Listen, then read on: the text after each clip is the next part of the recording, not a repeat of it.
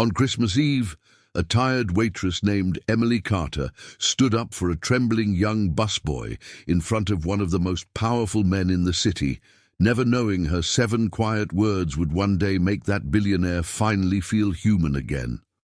She didn't slam plates or raise her voice. She only straightened her shoulders inside a simple burgundy uniform that had seen too many double shifts. The boy beside her whispered an apology that barely left his lips, but the billionaire's anger had already chosen a target. Emily could feel every eye in the restaurant sliding toward their table, waiting for the familiar scene, power exploding, and the small people shrinking. What she was about to do looked tiny from the outside, just a sentence, just a breath, but it would rearrange the meaning of that whole glittering room. The luxury restaurant buzzed with low chatter and clinking glasses, while warm golden lights wrapped everything in a soft, expensive glow that pretended the world outside didn't hurt. A towering Christmas tree watched from the corner, its ornaments reflecting splashes of gold and red on white tablecloths and polished cutlery. Emily had told herself it would be just another endless holiday shift, the kind where her feet ached and her smile worked harder than her voice. Families posed for photos between courses, business partners talked too loudly about deals, and soft carols floated over it all like sugar in the air. Then, at table 12, something humiliating unfolded so sharply that even the music seemed to stumble. What Emily did next wasn't about money, and it wasn't about being brave in the way movies like to show. No speeches, no applause. It was about dignity, the quiet kind that lives in people who are used to saying yes, sir, but still remember that they are not furniture. She had no idea that this small choice, made on a night most of those guests would forget by New Year's, would become the moment that exposed who really held the power in that room. Some believed power sat in the man who could buy every bottle on the menu without checking the price. Emily was about to prove that sometimes it hides in a single sentence spoken by someone no one bothered to notice. Richard Hale had already claimed the air around him long before he stood. His laughter boomed over the other tables, his stories stretched wider than the tablecloth, and every gesture seemed to say that the place existed simply to frame him. Staff moved around his chair as if it cast a shadow, careful and tense, trying not to make the kind of mistake that cost more than their week's pay. Emily approached with a fresh bottle of wine, the young busboy at her side balancing a tray of empty glasses, both of them careful and precise. Then one stem slipped, barely tapping another, a tiny chime of crystal that in any other corner would have been nothing. At Richard's table, it was treated as a crime. Richard pushed back his chair so suddenly that the legs scraped the floor like a warning. He rose, face flushed, and his finger slashed the air before landing inches from Emily's face, choosing her instead of the shaking boy beside her because power always prefers a bigger audience. "You people can't handle the simplest task," he snapped, his voice slicing through conversation, cutting off laughter mid-breath. Heat crawled up Emily's neck, but her grip tightened around the bottle until it steadied, and she drew in one slow breath that seemed to quiet the room more than his shouting. When she finally lifted her eyes to meet his, her fear did not disappear. It simply stepped aside to make room for something older and stronger. Then Emily Carter spoke 7 calm, precise words, and in the heartbeat that followed, Richard Hale froze. The entire restaurant turned to stone, and Christmas Eve itself seemed to stop and listen. For a heartbeat after Emily spoke, the restaurant was not a restaurant anymore, but a photograph, frozen, silent, and perfectly still. The Christmas music kept playing, yet no one seemed to hear it. Even the lights looked softer, as if afraid to sparkle too loudly. Richard's finger hung in the air, then slowly dropped, his expression caught somewhere between anger and a fear he didn't recognize. At nearby tables, guests stared over half-lifted forks, their faces suspended mid-bite, unsure whether to pretend nothing had happened or admit they had just witnessed too much.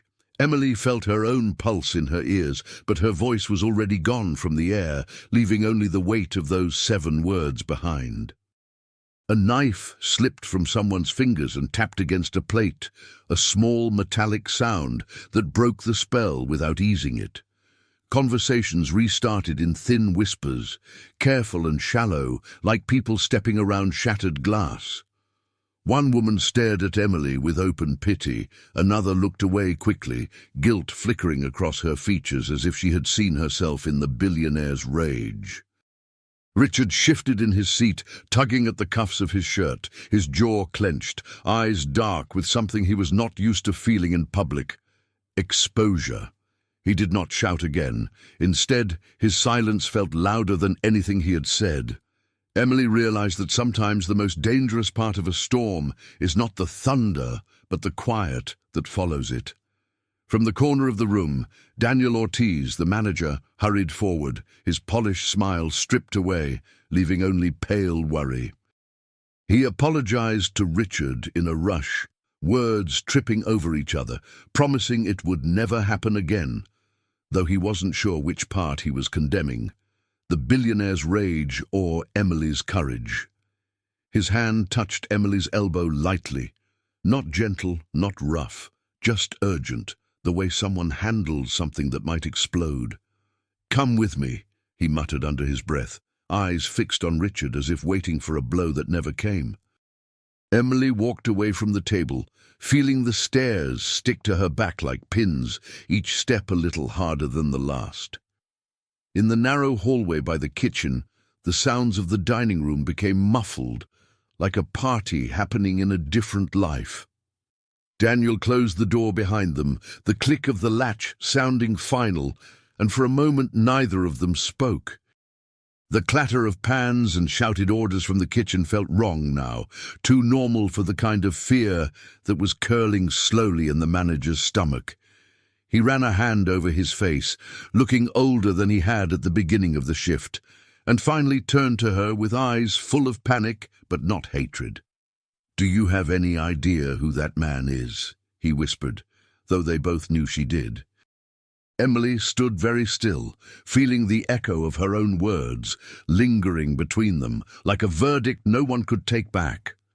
She wanted to say she was sorry, to smooth the wrinkles out of reality the way she smoothed wrinkles from tablecloths before service. But the apology wouldn't come. Instead, she heard her own heartbeat, and beneath it, her mother's voice from long ago reminding her that silence has a limit.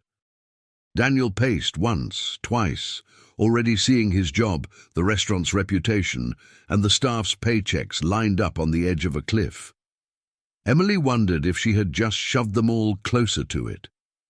Yet, somewhere under the fear, there was a strange, still place in her chest that felt right, not proud or triumphant, just quietly unwilling to disappear. And as she stood there with her apron still dusted in flour and the smell of roasted garlic in the air, Emily understood that the night was no longer about a broken glass or a late entree. It was about what happened when someone finally said, "Enough," and the whole world had to decide what to do with that word. That morning, Christmas Eve, began like any other day in Emily Carter's quiet, careful life, with the soft buzz of a cheap alarm clock and the faint rattle of the radiator in their small apartment. She slipped from under the thin blanket so her mother wouldn't wake, moving the way people do when they're used to tiptoeing around pain. The kitchen was barely big enough for 2 chairs, but Emily knew every inch of it. The chipped mug that was always her mother's, the jar where she kept loose coins, the grocery list folded neatly under a magnet shaped like a snowman. She poured coffee slowly, counting in her head how many hours of work it would take to pay for the next bottle of medicine, like someone counting steps up a long staircase with no landing. Outside the window, the city was still grey and sleepy, Christmas lights blinking bravely against the cold. Helen Carter appeared at the doorway wrapped in a worn robe, her smile tired but bright, the kind of smile that tried to protect Emily from reality, even when reality was sitting in every unpaid bill on the table. "You should be sleeping in. It's Christmas," she murmured. even though they both knew Emily never got holidays off. Emily kissed her forehead gently and pretended the heat of her skin didn't worry her, then joked about the restaurant serving more glitter than food. They talked about nothing and everything, about the neighbor's noisy dog, about the Christmas movie they might watch when Emily got home if she didn't work too late. Helen squeezed her daughter's hand and said she was proud of her, the way she always did, as if the words themselves were a kind of shield. Emily tucked that blessing into her heart like a note in her pocket, hoping it would last her through the day. On the bus to work, Emily sat by the window and watched families move across the sidewalks, carrying gift bags and boxes wrapped in red paper, their laughter fogging the cold air. Inside the bus, coats brushed against each other, people stared at their phones, and a sleepy child leaned against his mother's shoulder, clutching a plastic reindeer. Emily traced her gloved thumb over the screen of her own phone, checking her bank app and then closing it quickly before the numbers could drag her mood down. She opened instead a photo of her and Helen from 2 Christmases ago, when her mother could still stand long enough to help decorate a tiny fake tree.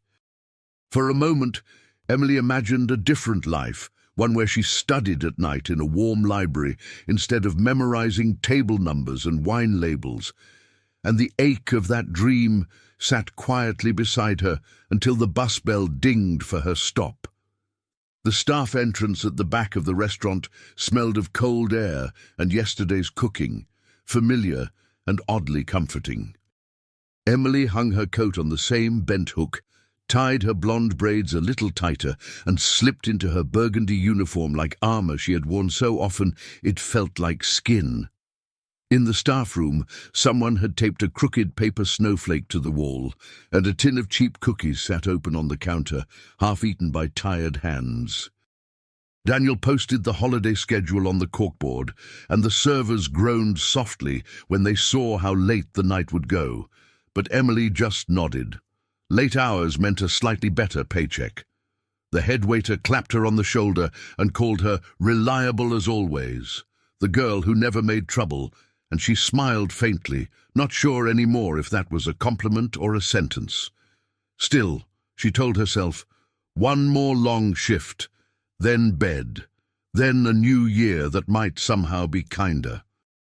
As she stepped out into the gleaming dining room to polish glasses and straighten chairs, Emily felt the usual mixture of pride and invisibility that came with making everything look perfect for people who would never know her name. She checked the angle of the cutlery, smoothed a wrinkle from a white tablecloth, adjusted a centerpiece of evergreen and candles until the picture was flawless. The tree in the corner glowed softly, ornaments catching the light like tiny promises, and for a brief second she allowed herself to believe that the night would pass like so many others. Busy, exhausting, forgettable. She didn't see the black car pulling up outside yet, didn't see the doorman straighten his jacket as if royalty were arriving. By the time the clock above the bar reached the end of her first hour on shift, Emily Carter still thought the biggest challenge of the evening would be sore feet and cold hands. She had no idea that before midnight she would be standing in front of Richard Hale with her dignity drawn, like a line no one would ever be able to erase. By late afternoon, the restaurant had put on its holiday mask, every surface polished to reflect a version of perfection that few people could afford. The maitre d' rehearsed greetings under his breath, checking the reservation list as if it were a list of minor royalty. Waiters glided between tables doing last-minute adjustments, setting extra candles where the light looked too thin, moving chairs half an inch for symmetry only the rich would notice. Emily wiped a spotless glass just to keep her hands busy, feeling that familiar quiet weight settle on her shoulders before a busy night. Somewhere in the background, Daniel's voice floated from the office, low and tense, as he spoke on the phone about a very important guest and "no mistakes tonight." The words wrapped around the staff like a warning. The warning arrived in the form of a long black car pulling up to the entrance, its windows dark enough to erase whoever sat inside. From where she stood near the bar, Emily saw the doorman straighten his jacket and hurry to open the door with a reverence he never showed to anyone in a bus driver's uniform. A tall man stepped out first, one of Richard's assistants, scanning the entrance with brisk efficiency before nodding toward the car. Then Richard Hale unfolded himself from the back seat, coat perfectly tailored, scarf draped like an afterthought, the kind of man who looked practiced at being noticed. He didn't rush. He moved with the slow confidence of someone used to the world waiting for him to catch up. As he entered, a subtle shift flowed through the restaurant, like air sucked quietly from the room. Staff fell into an invisible choreography they all knew by heart. Someone stepped forward to take his coat, someone else adjust a chair at the best table by the window, and Daniel appeared as if summoned by invisible strings. He greeted Richard with both hands and too many compliments, his smile stretching just a bit too wide, his eyes just a bit too careful. Emily watched from a few steps away, feeling small and oddly distant, as if she were observing a scene from a movie rather than from her own workplace. She had seen rich clients before, but there was something different about this one, the way other guests glanced at him with a mix of admiration and unease. Richard's gaze swept lazily across the room once, not landing on any face long enough to become personal, and then moved on, as if people were part of the decor.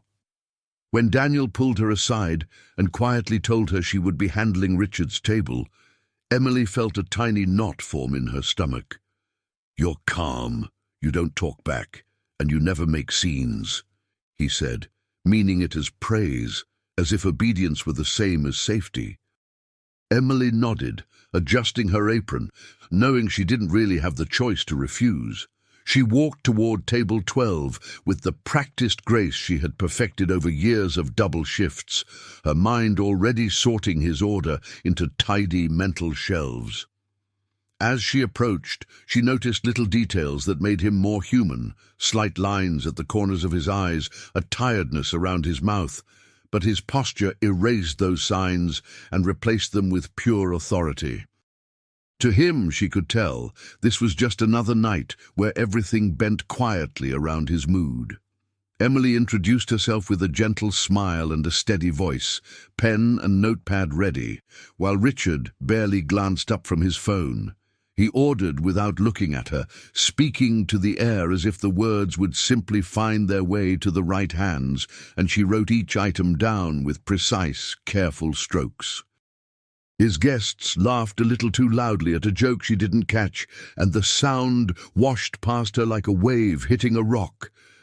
She turned away from the table with the order secure in her mind, telling herself that if she stayed professional, the night would pass without incident. Behind her, the Christmas tree glowed softly, reflecting Richard's image in one small ornament for a fleeting second. Emily didn't see it, but if she had, she might have sensed that power had just walked in and taken its seat, and that before the night was over, it would crash headlong into the quiet dignity she carried like a secret. The first cut of the night came quietly, wrapped in a smile and a joke that wasn't really a joke at all. Richard glanced at his watch, then at Emily, and asked in a tone of amused impatience whether the kitchen back there was still learning how to tell time. His guests chuckled, the polite kind of laughter people use when they aren't sure if they should agree, and Emily felt a small sting under her ribs. She apologized smoothly, promising the appetizers were on their way, even though she knew they were exactly on schedule. As she turned to leave, she heard one of the men at the table murmur about holiday staff, as if those two words were a diagnosis. It was a tiny moment, the sort of thing people forget by dessert, but it left a thin, invisible mark. The appetizers arrived perfectly plated, steam curling up in delicate ribbons, and Emily set each dish down with careful precision. Richard inspected his plate as though searching for a flaw he could claim as an insult, then gave a small nod that felt more like permission than approval. "At least the kitchen knows what it's doing," he said, his eyes sliding over Emily as if she were part of the furniture. One of the women at the table asked for a minor change to her dish, and Emily answered with her usual warmth, offering alternatives and solutions. Richard smirked and commented that Emily sounded well-trained, like a pet who had finally learned not to make messes.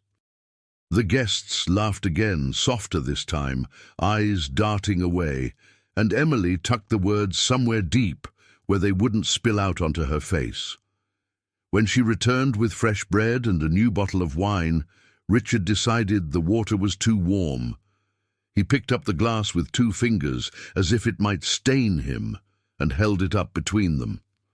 "Is this supposed to be chilled?" he asked, already knowing the answer, his voice coated in that lazy kind of cruelty that pretends to be curiosity. Emily explained that she would gladly bring him a colder one, her tone steady, and reached for the glass. He didn't let go right away, forcing her to wait while his eyes studied her face as if searching for a flinch. Around them, other tables pretended to be interested in menus and napkins, listening so hard they could barely taste their own food. When he finally released the glass, the bass tapped the tray a little too loudly, like a tiny gavel declaring who was allowed to judge.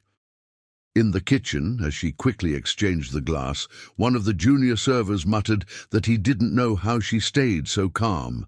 Emily smiled faintly and said it was just part of the job, but the words felt heavier than they used to.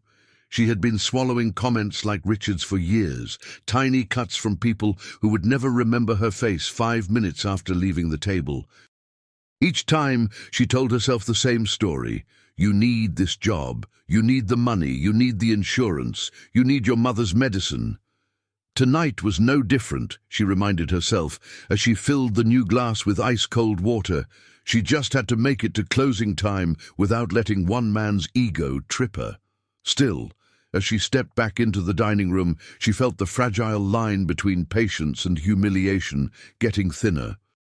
Back at the table, she set down the new water with a gentle, "Here you are, sir," and for a brief second she thought the moment might pass without another wound.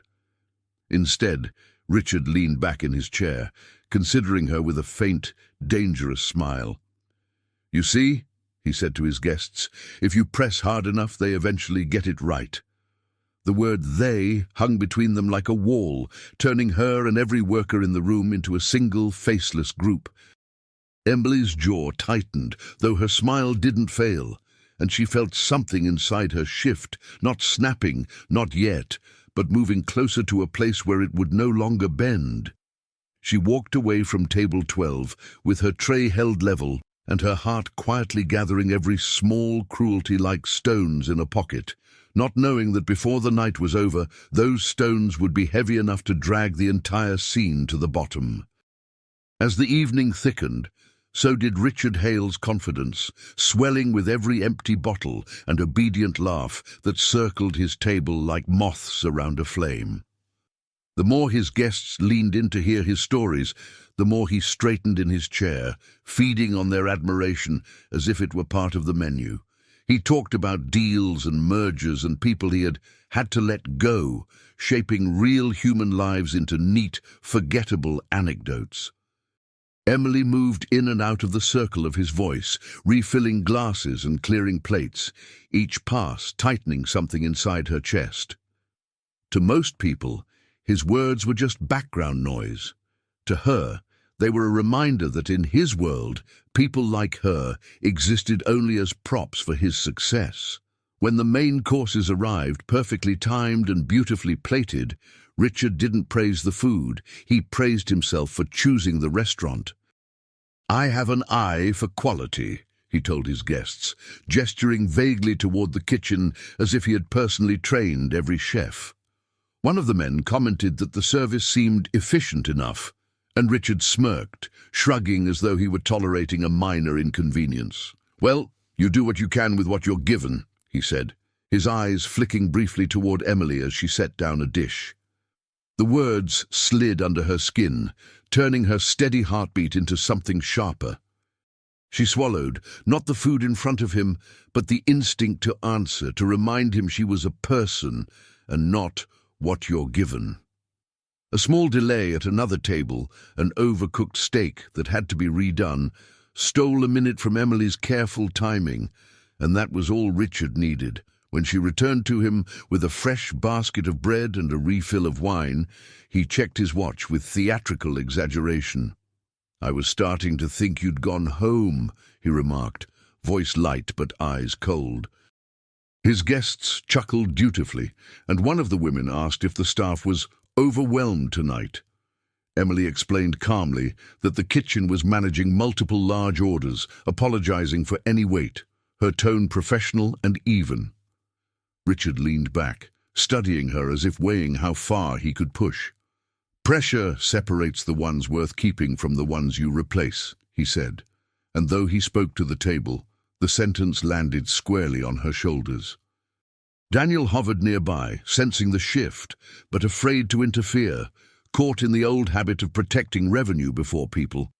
He shot Emily a quick, warning look, a silent plea to keep her head down, to nod, to apologize again, to let the moment pass without adding fuel. Emily understood that look. It was the language of survival she had grown up with. But tonight, for reasons she couldn't fully name, the words she usually swallowed started to taste like ash. She could feel the eyes of the younger staff on her, especially the busboy who had made the tiny mistake that started it all. His gaze clung to her like a question. Is this just how it has to be? That question hurt more than Richard's jokes, because it sounded painfully close to the one she had been asking herself for years. As dessert menus were laid down and coffee orders taken, Richard's stories grew bolder, almost theatrical, circling around the idea that the world was divided into those who commanded and those who served. "Some people are born to sit at the table," he said, fingertips tapping the linen softly, "and some are born to carry it." The line drew a ripple of uneasy laughter, but no one challenged it. Emily stood there, pen in hand, hearing not just his words, but all the years behind them, all the times people like him had been allowed to believe that sentence was true. Something inside her, long compressed, finally reached its limit, not exploding, but solidifying into a quiet, immovable line. She took their coffee orders with steady hands, feeling the weight of his pride pressing down on her like a final stone. And somewhere inside, a decision began to form, clear as a bell that hadn't yet been rung. By the time the last plates of dessert were cleared, the air around table 12 felt heavier, dense with the scent of coffee, expensive wine, and unspoken resentment. Emily moved with automatic precision, stacking plates, wiping a small spill, catching the brief, embarrassed glances of guests who didn't quite dare to look at her for long. Richard's laughter had turned sharper, edged with the restless energy of a man who hadn't found a big enough target yet. The young busboy stayed close but quiet, his movements shrinking with every joke made at the staff's expense, his eyes tracking Emily the way a student watches someone who might know how to survive. Under the golden lights and the glittering ornaments, the whole room pretended to be relaxed, but the tension around that one table hummed like a wire pulled too tight. The spark came from almost nothing, a minor confusion over a side dish, a substitution that had been agreed upon but not written exactly the way Richard liked on the ticket. When Emily calmly clarified the order, explaining that the kitchen had prepared what had been requested, Richard's expression shifted from bored irritation to something colder. He set his napkin down with slow precision, as if preparing for a performance, and raised his voice just enough to slice through the Christmas carol floating over the speakers. "Do you understand that you're playing with $1 million deal here?" he said, gesturing broadly to the table as if the entire economy depended on the placement of that dish.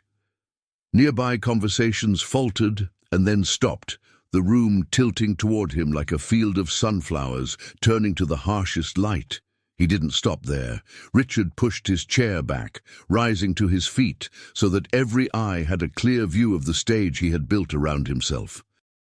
"This is exactly the problem," he continued, looking not just at Emily, but at every server within reach of his words. "People like you don't think beyond the plate in front of you. You can ruin months of work with one careless mistake, and you don't even realize it." The phrase "people like you" landed heavy, flattening her years of sacrifice, exhaustion, and quiet competence into a single dismissive category. Emily felt her cheeks burn and her throat tighten, but the tears that might once have come stayed stubbornly where they were, as if they too were done apologizing. The busboy stared down at his shoes, shoulders caving, already rehearsing the lesson. Stay small, stay silent, accept the blame. For a heartbeat, Emily almost did what she had always done. An apology rose to her lips, the familiar, soft, "I'm sorry, sir," that smoothed over countless moments like this, that made powerful people feel justified and left her going home with dignity bruised, but technically intact. She thought of her mother at the small kitchen table, sorting pills, counting on this job to keep the lights on and the medicine shelf from going empty. She thought of the rent, the overdue notice folded in a drawer, the bus pass that would expire next month. Survival whispered fiercely in her ear, "Bow your head, take the hit, move on." But then she caught sight of the reflection in the window behind Richard, the young busboy, eyes wide and shining with something that looked too much like surrender. And in that reflection, she saw herself years ago learning the same cruel lesson. Something inside her, pushed and pressed and bent for far too long, finally decided not to bend anymore.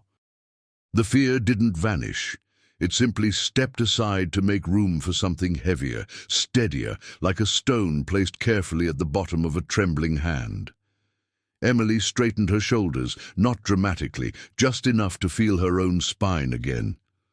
The room held its breath, forks frozen halfway to mouths, glasses suspended in mid-air, even the lights seeming to dim around the edges. Richard's finger hovered inches from her face, waiting for her to crumble so he could finish the scene the way he always had. Instead, Emily lifted her eyes to his and let the apology die on her tongue. In its place, she released 7 quiet, razor-clear words that cut through the room with more force than any shout, and in the instant after they left her lips, Richard Hale, king of the table, owner of the room, went completely still, as the entire restaurant felt something break that would never be put back the same way again. In the seconds after Emily's 7 words sliced through the air, the restaurant seemed to remember how to breathe, but nothing sounded the same. Conversations restarted as nervous murmurs, cut short and uneven, like people pretending they hadn't seen what they clearly had. Richard's face drained of color, his mouth opening as if to answer, then closing again when no words came. For the first time that night, he didn't look like a man in control of the room. He looked like someone who had just been recognized in a way he didn't choose. Daniel appeared at Emily's side almost instantly, his hand hovering near her arm, as if afraid to touch a live wire. "That's enough," he said quietly, not to Richard, not to the guests, but to her, and the way he said it carried more fear than anger. He steered her away from the table with a smile that didn't touch his eyes, mumbling something to the guests about a brief misunderstanding and our deepest apologies. Behind them, the sounds of silverware resumed with desperate enthusiasm, like a choir trying to drown out a memory. Emily let herself be guided down the narrow hallway, each step echoing louder in her chest than on the tile floor. When Daniel shut the door to the staff area, the dining room became a muffled blur, the music reduced to a distant, ghostly hum. She stood still for a moment, the adrenaline slowly draining from her limbs, leaving a strange emptiness behind. Her words had already been spoken. There was no way to gather them back into silence. In the cramped staff room, surrounded by lockers and coats and the faint smell of detergent, Daniel turned on her with wide, panicked eyes. "Do you have any idea what you've done?" he whispered, as if the walls themselves might report them. Emily opened her mouth and closed it again, realizing that anything she said now would sound either like defiance or regret, and she wasn't entirely sure which one she felt. He paced once, rubbing his temples, already imagining angry phone calls, bad reviews, maybe even lawyers, the kind of consequences that never landed on the customer's shoulders. "That man can ruin this place," Daniel muttered, more to himself than to her. "He can ruin us." Emily swallowed hard, her heartbeat finally slowing enough for doubt to slip in. Left alone on the narrow wooden bench by the staff lockers, Emily replayed the scene in her mind, hearing her 7 words again and again, each repetition slightly different in tone. Part of her wanted to take them back, to trade that moment of fierce clarity for the familiar numbing safety of submission.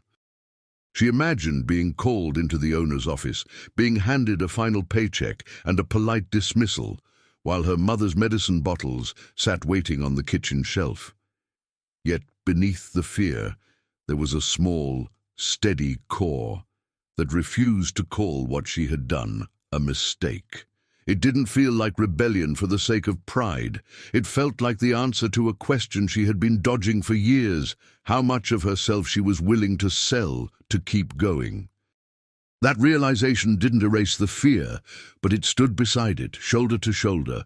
Hours later, as the last guests left and the restaurant began to exhale the long, tired sigh of closing time, Emily stepped out the back door into the cold night. Snow had started to fall, soft and patient, covering the city in a thin, silvery layer that made even cracked sidewalks look gentler. Her breath rose in pale clouds as she stood there for a moment, the quiet pressing against her ears after so many hours of clinking plates and forced laughter. Inside, she could still hear fragments of whispers, staff retelling the story, adding their own guesses, shaping her moment into legend or cautionary tale. Emily pulled her coat tighter around her and started the walk home, not knowing if she would have a job in the morning, not knowing what Richard Hale would do next. All she knew was that tonight, for the first time, she had chosen not just to survive the world she lived in, but to look it in the eye. And now she would have to face whatever that choice decided to bring. The next afternoon, the restaurant felt different, in a way that didn't show on the reservation list or the neatly pressed tablecloths. The same golden lights glowed, the same Christmas arrangement sat in the center of each table, but under the polish there was a new, restless undercurrent. Staff moved a little more quietly, glancing at Emily with a mixture of sympathy and caution, as if standing too close might pull them into the gravity of whatever she had done. She kept her head down, focusing on tasks that didn't require eye contact, polishing silverware, folding napkins, checking glasses for streaks. Every time the front door opened and a new guest walked in, a small part of her braced for Richard Hale, for his voice, for the weight of his gaze. Every time it wasn't him, relief washed through her, thin but real, like a weak sun behind winter clouds. It wasn't Richard who came looking for her. It was a woman Emily barely remembered seeing the night before, seated 2 tables away from his. She appeared near the bar after the lunch rush, dressed in a simple but elegant dark coat, her hair pinned back in a way that spoke of habit rather than vanity. Her eyes scanned the room, not with the restless entitlement Emily had learned to recognize, but with a searching gentleness, as if she were trying to find someone without frightening them. When their gazes met, the woman gave a small, deliberate nod, the kind that says, "I know who you are, and I'm here on purpose." Emily felt her stomach tighten. She expected a complaint, a lecture, maybe a message delivered on behalf of a very powerful man. Instead, the woman quietly asked Daniel if she could speak to Emily alone, her tone calm but absolutely unmovable. Daniel hesitated, his doubt written clearly in the way his hand hovered over the reservation book, torn between customer service protocol and some instinctive wariness. The woman didn't raise her voice or explain herself loudly. She simply held his gaze, long enough that the balance tipped in her favor. "Just a moment," Daniel muttered, calling Emily over with a gesture that tried to be casual and failed. Emily wiped her hands on her apron, nerves prickling under her skin, and followed the woman toward the narrow corridor near the kitchen, where the air smelled of coffee and roasted garlic, and the walls had heard too many whispered conversations. Daniel hovered for a second, then stepped back, leaving them alone in the thin strip of space between the dining room and the staff area, as if he sensed this was something he shouldn't try to manage. Up close, the woman's elegance looked less like wealth and more like dignity carefully held together over many hard years. "You're Emily," she said softly, not as a question, but as a simple fact, and the way she said it made Emily feel seen, not inspected. For a moment, they just stood there, two strangers connected by a night neither of them could quite forget. Then the woman spoke again, her voice low but steady. She had watched the scene with Richard Hale. She had heard the 7 words, and she wanted Emily to know she hadn't imagined the wrongness of it. "I know that man," the woman said, and something bitter flickered behind her eyes. "Years ago I cleaned his offices late at night. Back then, he didn't shout where anyone important could hear, but the words were the same." Emily felt a chill that had nothing to do with the draft from the back door. The woman reached into her bag and pulled out a simple business card, its edges slightly worn, and placed it gently in Emily's hand. "My name is Margaret Lewis," she said. "People call me Maggie. I'm not here to cause trouble for you. I'm here because you might need someone who remembers what it feels like to be on the other end of his power." On the card, Emily saw a title and a phone number she didn't fully understand, but recognized as something solid. Advocacy, workers' rights, words that sounded like the opposite of being disposable. Maggie told her, quietly but firmly, not to let fear convince her she had done something unforgivable by defending herself. "Some truths, once spoken, don't go back in the box," Maggie murmured, "and sometimes the people who least expect it end up being the ones with leverage." Emily slipped the card into the small pocket of her apron, the paper warm from the woman's hand, and felt the faint, unfamiliar lift of hope pressing against the heavy doubt in her chest. As Maggie walked away, blending back into the soft light of the dining room, Emily watched her go with the feeling that a door she hadn't even known existed had just been cracked open. She didn't know yet what she might do with that card, or what kind of storms it might invite if she used it, but its presence against the fabric felt like proof that she wasn't as alone as she'd thought. The rest of the shift passed in a blur of plates and orders, but every time her fingers brushed the outline of the card, her posture straightened just a little. Somewhere beyond the restaurant windows, beyond the glittering shop displays and the polished cars, a story was unfolding that Richard Hale couldn't completely control anymore. And as the afternoon slid toward evening, Emily sensed that fate was quietly circling back toward her, carrying consequences she couldn't yet see, and maybe, for the first time, a chance at a kind of justice she had never dared to imagine. By the next morning, the story of Christmas Eve had already grown legs and started running through the city. It slipped out of the restaurant in half-whispered versions from waiters and dishwashers, caught rides on group chats and side conversations in offices, and by noon it had become a rumor with many faces. In some tales, Emily was reckless, an ungrateful waitress who had talked back to a very important man. In others, she was the girl who had finally said what everyone wished they could say.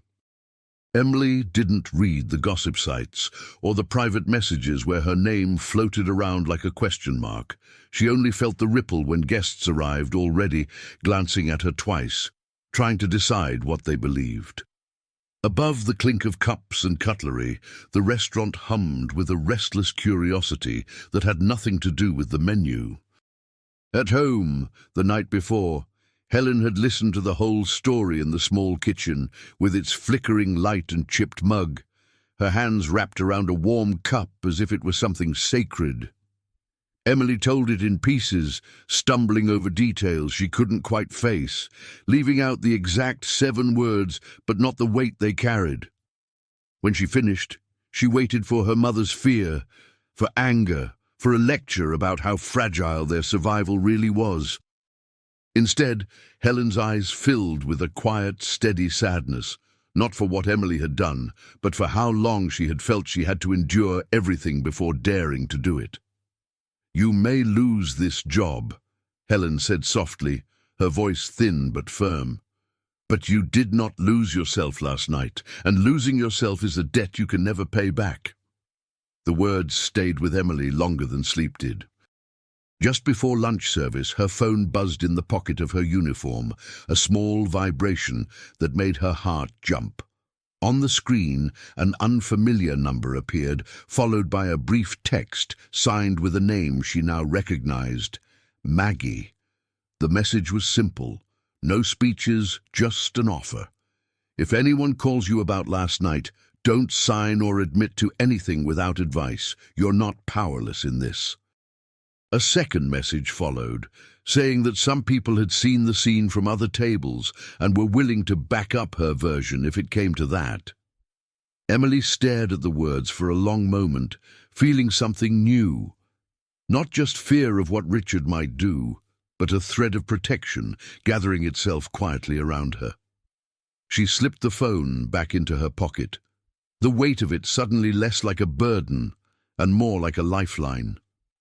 In the early afternoon, Daniel called her into the office, his face drawn and his tie loosened in a way she had never seen during service. The owner was on the phone, his voice filtered through the tinny speaker, asking careful questions that never quite said what they meant. Had Emily been disrespectful? Had she raised her voice? Had she threatened the guest? Daniel, to his credit, answered honestly, even when honesty made his job feel like it was standing on thin ice. "She spoke quietly," he said. He was the one shouting.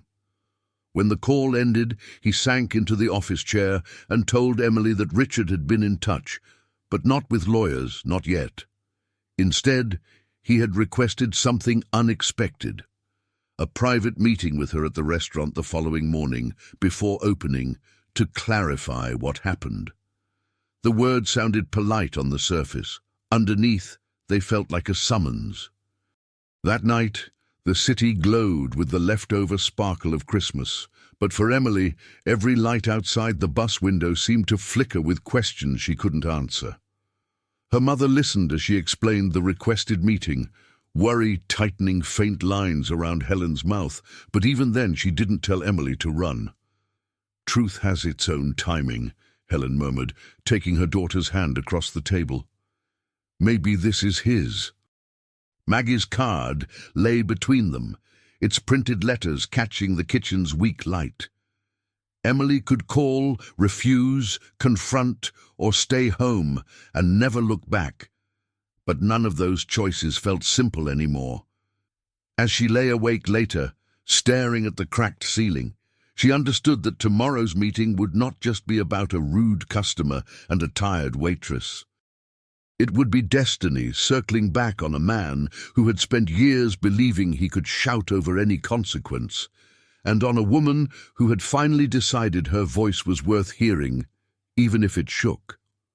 The restaurant looked almost unreal without customers, stripped of its usual noise and shine, like a stage waiting for actors who hadn't decided whether to show up.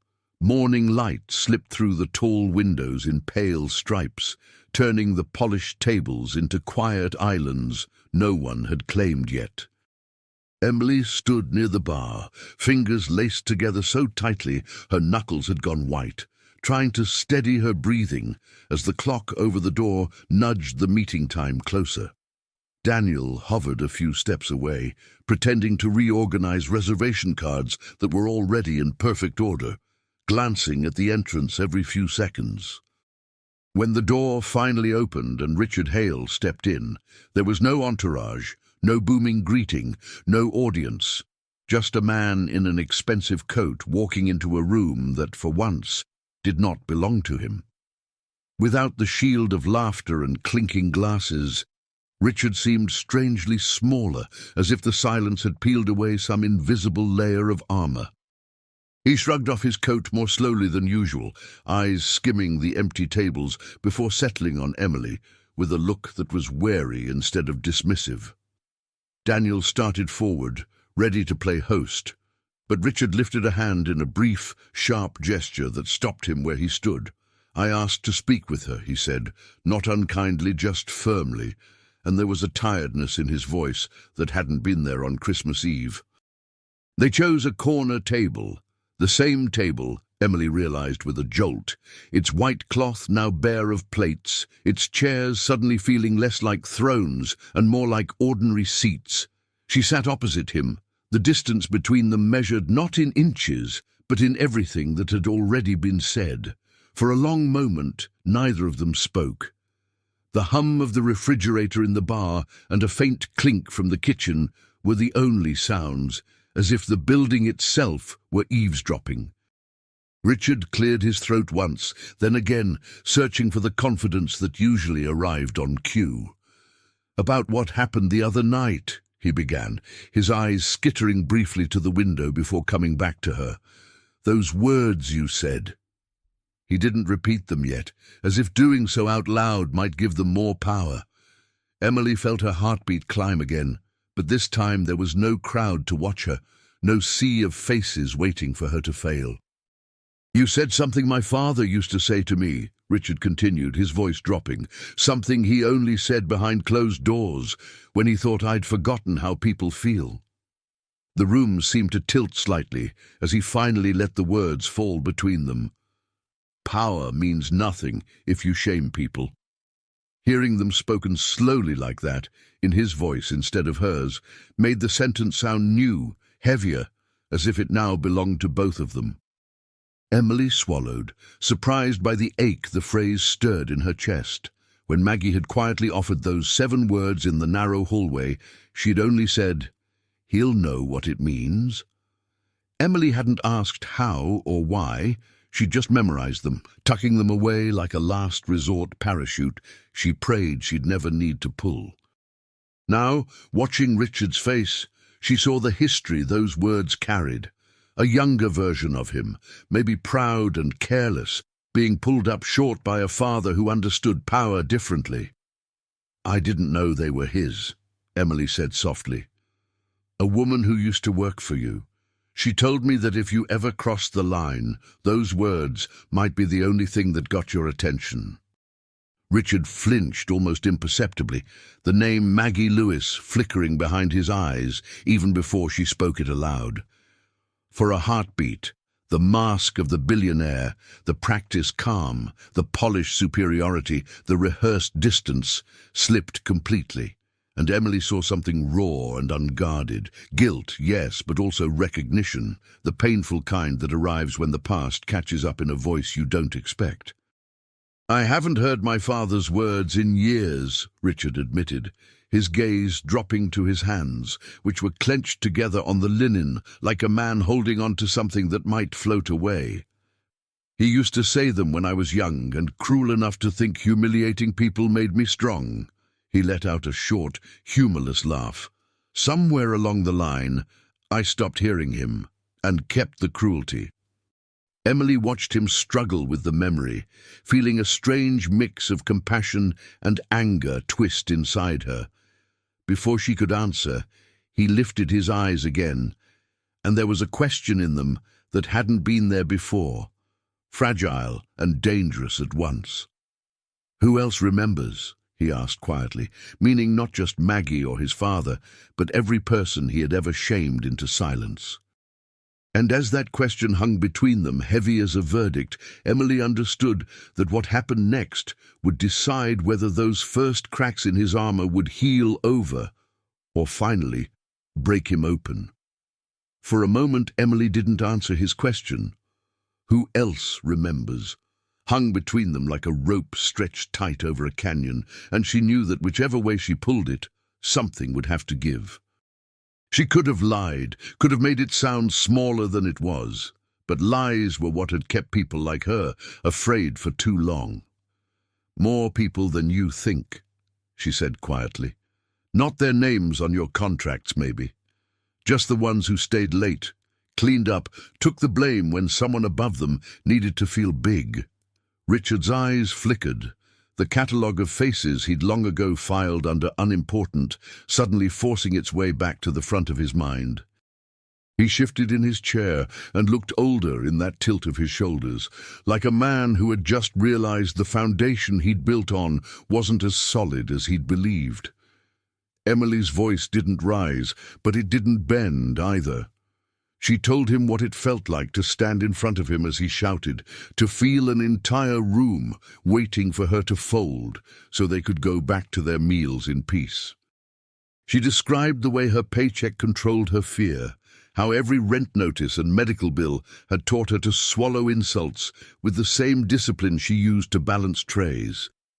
"You weren't just talking to me," she said, fingers laced together on the tablecloth. "You were teaching everyone watching that some people are allowed to shame others, and the rest of us are supposed to pretend it's normal." The words weren't rehearsed. They sounded like something that had been waiting years to be spoken. Richard didn't interrupt, perhaps for the first time in his life, letting someone finish a sentence they'd started in their own defense. Then she told him about Maggie, how the older woman had watched from 2 tables away, recognizing every shift in his tone like a language she'd once been fluent in. How she'd found Emily in the narrow hallway, pressed a card into her hand, and given her those 7 words his father used to say. "She still remembers you," Emily said, and there was no accusation in it, just fact, the kind that didn't need dressing up. "She remembers cleaning your offices at night. She remembers the names you didn't bother to remember. And she remembers that somewhere buried under all that noise, there was a man whose father tried to teach him better." Richard's jaw tightened at that, shame and anger warring behind his eyes, not at Emily, but at the version of himself reflected back to him through years of other people's silence. The sound of footsteps approached, and Daniel opened the door to the dining room a little too carefully, as if afraid of what he'd walk into. Behind him, the owner of the restaurant stepped in, a man Emily had seen mostly in framed photos on the wall, now standing very real and very serious in front of them. He greeted Richard with the practiced politeness reserved for important clients, then turned to Emily with a nod that tried and failed to be neutral. They all sat, 3 people at one table, carrying 3 different kinds of power: money, authority, and truth. The owner asked for an explanation, his tone smooth but his eyes sharp, and for the first time, Emily had a choice: shrink herself to protect her job, or tell the story as it really was. She chose the second. She recounted the night in calm, careful detail, not exaggerating, not softening, just placing each moment down like a plate on the table. When she finished, the room felt heavier, as if the truth itself had weight. Richard cleared his throat, and instead of denying or twisting her words, he did something none of them had expected. He agreed. He admitted he had humiliated her, admitted he had used her as a prop in front of his guests, admitted that somewhere along the way he had decided that power gave him that right. The owner listened, his gaze moving between them, doing the silent math of risk and reputation, of loyalty and loss. In the pause that followed, it seemed the entire restaurant leaned in, even the empty chairs, even the silent plates. Whatever he chose next would draw a line through all of their lives. On one side, money kept at any cost. On the other, the fragile, stubborn possibility that dignity might finally matter more. And as the owner drew a slow breath to speak, Emily felt the world tip toward a decision that would either turn Richard's cracks into scars or into the beginning of an entirely different man. The owner's breath left him in a slow exhale, the kind that belongs to a man who has spent his life counting numbers but has just realized he is about to count something that cannot fit in a ledger. He looked first at Richard, the client whose name opened doors and filled reservation books, and then at Emily, the employee whose name he had barely remembered until today. For a moment, old habits pulled hard: profit, reputation, the fear of losing someone powerful, but they ran straight into the image of Emily standing in the dining room on Christmas Eve, small and steady, in front of a storm she did not start. "This restaurant," he said finally, his voice calm but carrying, "cannot ask people to smile at guests if we won't even stand beside them when they're shamed." The words hung in the air like a verdict, and in that instant the balance shifted. Money stepped back, dignity stepped forward. Something in Richard's posture changed as he heard it. Not a collapse, but a quiet surrender of a throne he had been sitting on for so long he'd forgotten he could step down. He rubbed his thumb along the edge of the tablecloth, eyes fixed there as if afraid to look at either of them. "I've spent years assuming places like this needed me more than I needed them," he said slowly, each word sounding like it had to drag itself through stone. "And I used that to excuse a lot of things I shouldn't have." The confession was not eloquent, not rehearsed. It wobbled in places, stripped of the polish that usually coated his speeches. For once, he didn't try to charm or intimidate the room into forgiving him. He simply admitted, in a voice that shook just enough to be real, that he had been wrong, not just on Christmas Eve, but in all the nights that had come before it. He turned to Emily then, really turned, as though seeing her for the first time, not as part of the decor, but as the central figure in a story he had never bothered to understand. "I am sorry," he said, and the words didn't rush. They came slowly, as if they knew how cheaply they were often spent and didn't want to be wasted again. He didn't blame the wine, or the stress, or the season. He didn't say, "If I offended you," or "It wasn't my intention." He said plainly that he had humiliated her and that it was inexcusable. "I treated you as if your dignity was a price I had already paid for," he admitted, and his voice cracked on the last word. "But my father was right. Power means nothing if you shame people." Hearing him repeat the 7 words, not as a weapon turned back on him, but as a confession, made the room feel smaller, more intimate, like a chapel where something important was being laid down.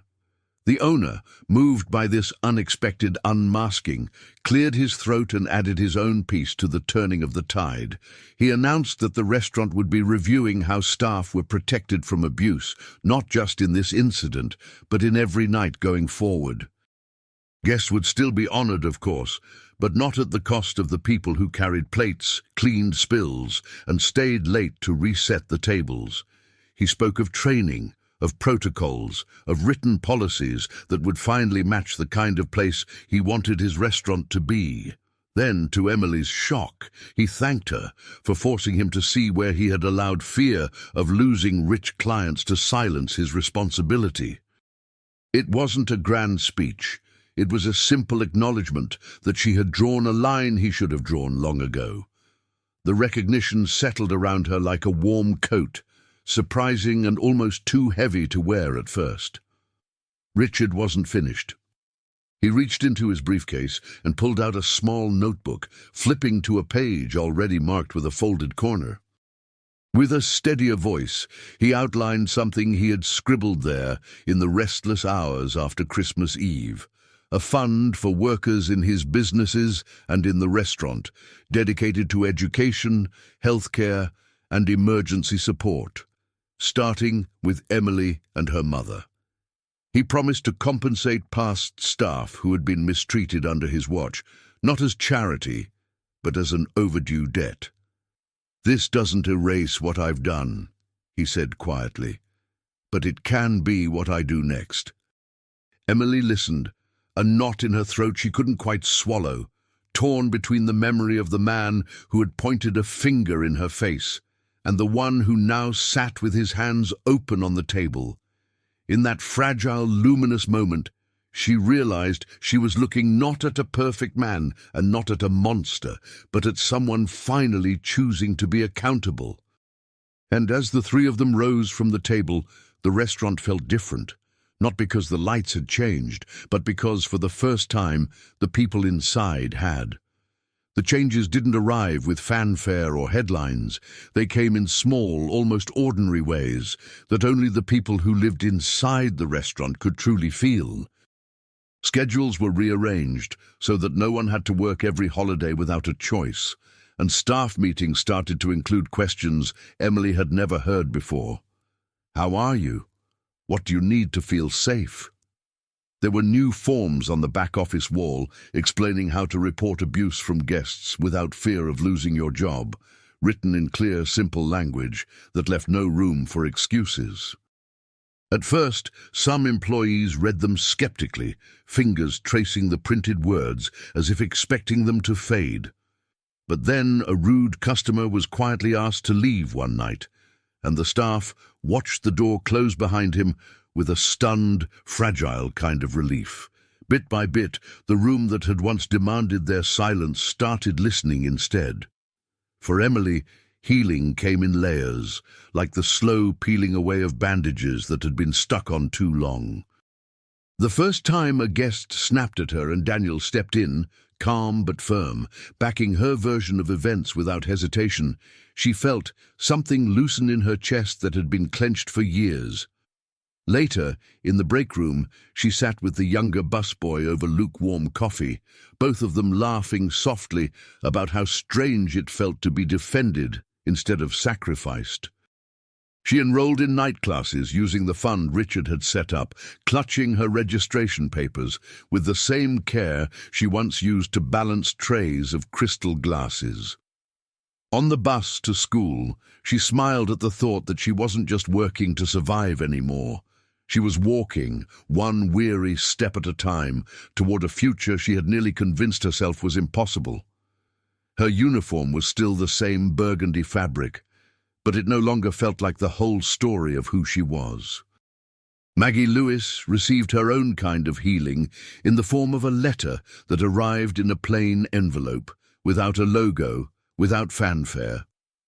Inside, the handwriting was careful and slightly uneven, as if the writer had forgotten how to move this slowly with a pen instead of a signature stamp. Richard apologized, not in vague gestures, but in specifics, nights, words, glances, the way he had once walked past her as if she were part of the furniture instead of a woman keeping his empire clean. Along with the letter came a formal acknowledgement of what she had endured and a promise of financial support for her retirement, not as charity, but as recognition long overdue. Maggie read it at her small kitchen table, fingers resting lightly on the page, and for the first time in years, the memories of those late-night offices felt a little less like open wounds and more like scars that no longer dictated who she was. She folded the letter carefully and tucked it beside family photos, not to forget the past, but to honor the strange, unexpected way it had finally been answered. On a quiet Sunday, not long after, the strange thread that connected them all seemed to draw tighter around a single place, a small church whose stone steps had been worn smooth by decades of weary feet. Emily arrived with her mother, helping Helen up the stairs one careful step at a time, the winter air biting at their cheeks. Inside, candles flickered gently, their light pooling in soft circles along the pews.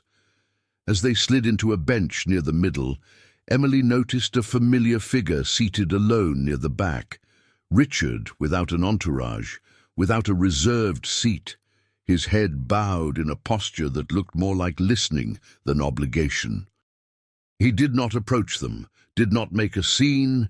He simply sat through the service, hands folded, as the priest spoke about humility, about second chances, about how real power is measured by how gently you hold those who depend on you. Every word seemed to hang between them like an invisible bridge neither had fully learned how to cross yet. After Mass, Emily lit a candle with her mother, watching the flame catch and steady itself, a small, bright echo of the courage she had found on Christmas Eve. Helen squeezed her hand and whispered that, for the first time in a long while, she felt like the world had tilted a little closer to fair. Outside, snow dusted the steps and the street, softening the city's hard edges, and for just a moment, everything felt suspended in a peaceful kind of stillness. Behind them, Richard stepped out into the cold, pausing as if unsure whether to approach, then simply tipped his head in a quiet nod when their eyes met. A man still learning how to live with the weight of his own change. As Emily and her mother walked away, the restaurant, the fund, the policy changes, Maggie's letter, all of it wove together into one gentle truth. Those 7 words had not destroyed a life. They had started to heal many. And somewhere in the distance, like a bell that hadn't quite finished ringing, lingered a question that would outlast the season. Would people remember Richard for his money? Or for the day he finally decided not to use it as a shield against his own humanity? Years later, no one remembered exactly what was on the menu that Christmas Eve, or which wines had been poured, or what song was playing when dessert was served. The details of the night blurred the way old photographs fade at the edges, but one thing refused to disappear. The story of the waitress who stood in front of a billionaire and chose her dignity over her fear. It passed from table to table and year to year, retold by former staff over coffee, by guests who had been there, by people who had only heard pieces and filled in the rest with their own hearts. Some versions made Emily taller, made Richard crueler, made the lights brighter, but the center of the story never changed. A quiet girl spoke 7 simple words, and a powerful man finally heard his father's voice again. By then, the restaurant had become known for more than its food. New hires arrived already aware that this was the place that asked a billionaire to respect its staff, and they walked through the staff entrance with their heads just a little higher because of it. On slow afternoons, older waiters would point to a corner table and say, "That's where it happened," not with bitterness, but with a kind of reverent pride, as if the linen there was stitched with something stronger than cotton. Policies that had once felt like temporary reactions became part of the bones of the place, as normal as polishing glasses and tying aprons. Guests came and went, never knowing all the battles that had been fought quietly so their coffee could arrive with a smile that wasn't forced. And somewhere in the back of the room, it seemed the Christmas tree, year after year, glowed just a little warmer. Emily's life unspooled along a path she had once only traced in daydreams during bus rides and breaks between shifts. Night classes turned into qualifications, and qualifications turned into a job in a modest office where she helped other workers understand their rights, sitting at a desk instead of carrying trays, but still serving people in a way that felt familiar and right. She would sometimes stop by the old restaurant on her way home, stepping inside just long enough to hug Daniel, to ask the new busboy how his exams were going, to smile when she saw the "Zero Tolerance for Abuse" sign posted where everyone could see it. She and Maggie stayed in touch, 2 women from different seasons of the same story, meeting for coffee now and then, sharing updates about aching knees and stubborn hope. The business card Emily once kept like a secret talisman became worn at the edges, but she never threw it away. It reminded her that courage often arrives in another person's handwriting first. As for Richard Hale, his transformation never became a headline, but it quietly rewrote the margins of his days. He still signed contracts and attended meetings and sat at long, important tables, but he no longer treated the people standing beside those tables as part of the furniture. In boardrooms, he caught himself before using certain words, remembering the way Emily had looked at him when she refused to bend. In private, he supported programs that protected workers whose names he would never learn, not to polish his reputation, but because he could no longer pretend not to see them. At his father's grave, one cold afternoon, he laid down a small bouquet and whispered the 7 words again, this time as a promise instead of a rebuke. Power means nothing if you shame people. He knew he could never erase the man he had been, but he could make sure the rest of his life apologized for it in ways that actually mattered.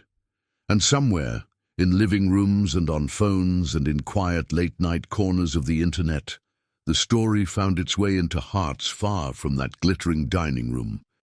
People listened to the tale of Emily, of Richard, of Maggie and Helen, and heard more than just an argument in a restaurant. They heard a reminder that even the smallest voice can draw a line no amount of money is strong enough to cross. The 7 words Emily spoke became a kind of prayer for anyone who had ever been made to feel small, a reminder that dignity is not a luxury, but a birthright. If this story touched your heart, leave a heart in the comments and subscribe for more stories about kindness and redemption.